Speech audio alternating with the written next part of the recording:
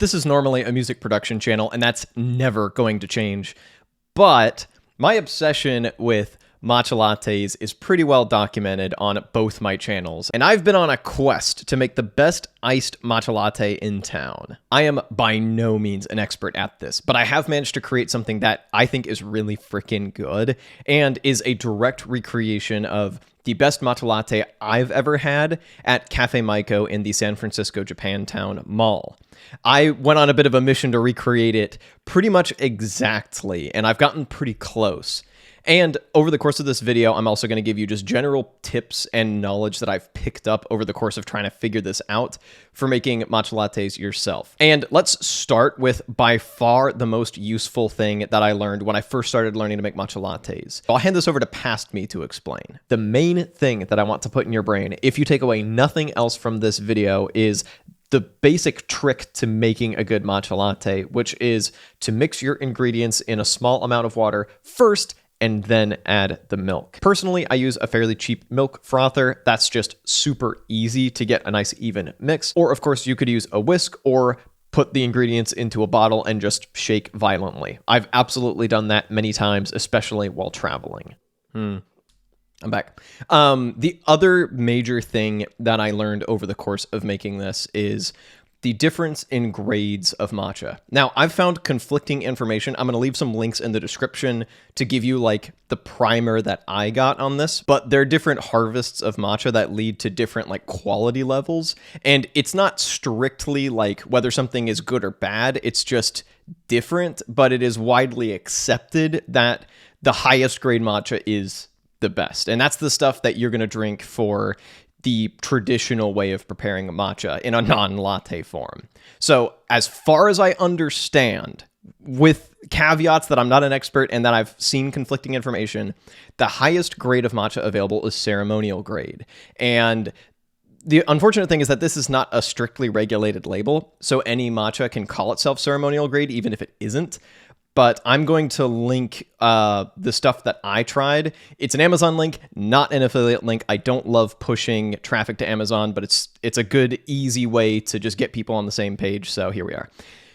That's ceremonial grade. That is very expensive for a comically small package of matcha, and it's pretty potent.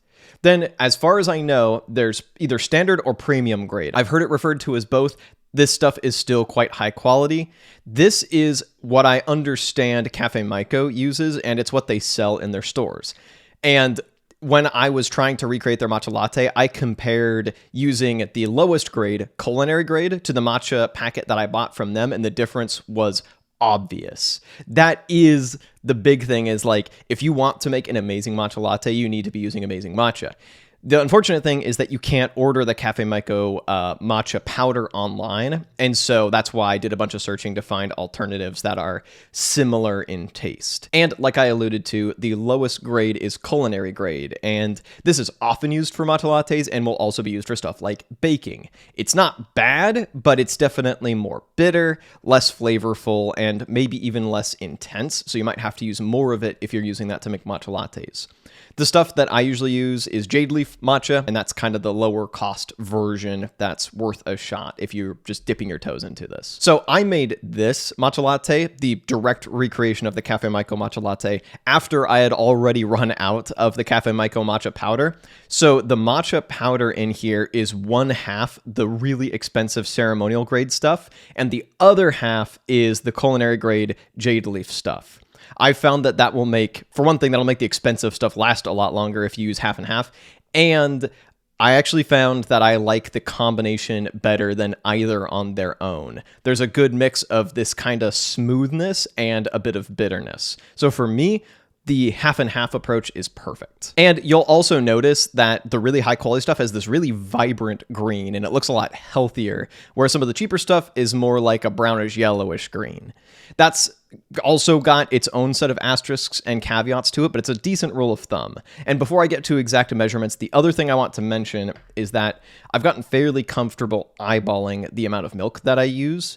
Basically, I have kind of my benchmark for how green the latte should be. If it's a super dark green, it's probably going to be too strong and not all that pleasant. And if it's too light, you may as well just have drank a cup of milk and not even bothered with the matcha. So I promised you specific measurements. This is what has worked for me, and this is the fancy version. I'm going to give you the simple, kind of everyday matcha version in a second.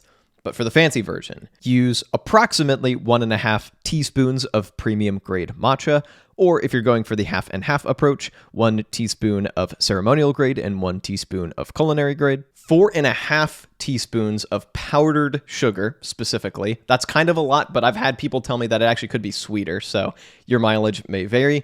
And 6 ounces of milk. As I mentioned before, you want to combine the matcha and sugar first with a little bit of water, mix that together, and then add the milk. Once again, mix, add 4 to 5 ice cubes, drink with a straw like the child that I am, and serve on top of this matcha coaster available at the link in the description. Custom art by one of my very good friends, and helps keep the channel going. Also available in sticker form.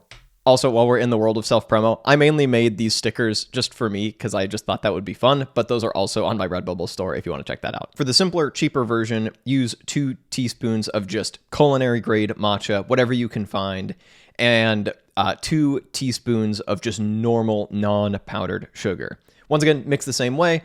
Add probably roughly the same amount of milk.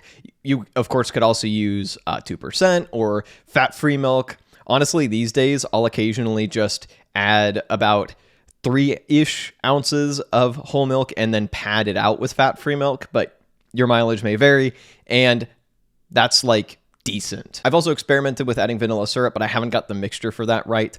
And you could sub out the matcha powder for hojicha powder, which is roasted matcha, and that's a much roastier flavor, as that would imply. It's kind of like the coffee of matcha, but as far as I know, it has less caffeine. And as you can see, I've actually been drinking this like throughout making this video because I can't help myself. That is what I have found so far. It's very simple, but really effective. It's basically my serotonin juice, and since I kind of went on this journey to figure all this stuff out, I thought I would relate it to you. So once again, links to all the stuff I talked about are in the description, and I'll be back with a new on-topic video in a little bit. In the meantime, thank you so much for watching.